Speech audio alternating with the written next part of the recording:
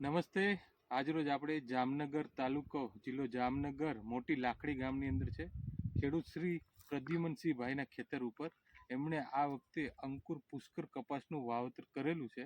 તમે બધા જ મિત્રો જોઈ શકો છો પુષ્કર કપાસ કે આજે બધા જ ખેડૂતોમાં ખૂબ જ પ્રચલિત વેરાયટી થઈ ગઈ છે. એની અંદર તમે જો કઈ રીતે ઝીંડવાની સિરીઝુ ફાલ બધો લાગેલો છે. એક એક ડાળી અંદર આ એક જ છોડ છે. તમે અંદરથી હું તમને ખોલીને બતાવું તો ખબર પડી જાય આ એક જ છોડ છે.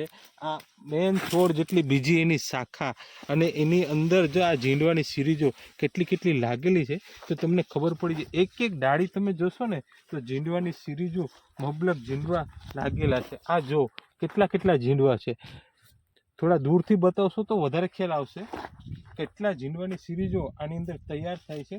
કોઈ બી છોડની ડાળી તમે જોશો તો સિરીજોની અંદર ઝીંડવા અત્યારે તમને દેખાશે.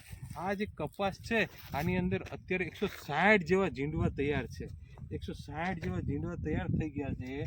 છોડની અંદર કપાસ ખુલવા માંડ્યો છે, પણ છતાંય તમે જોઈ શકો છો કે એક પણ પત્તું પણ આની અંદર ખરાબ થયું નથી. એકદમ ગ્રીન લીલો કપાસ છે આ, બરાબર. તો બધા જ ખેડૂતોનું જે કોઈ બી ગામની અંદર વાવેતર કરેલું છે પુષ્કર કપાસનું, તો બધા જ ખેડૂતોનું ખાલી એક જ કહેવાનું છે કે સાહેબ આ વેરાયટી ખૂબ જ ઉત્પાદન લેવા માટે બહુ જ ફાયદાકારક વસ્તુ છે.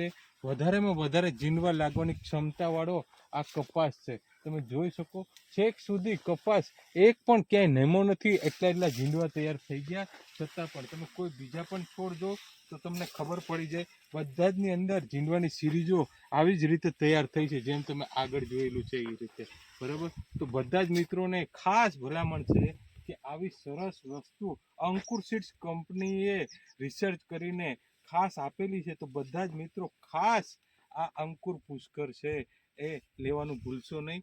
ખૂબ ખૂબ ધન્યવાદ આપનો.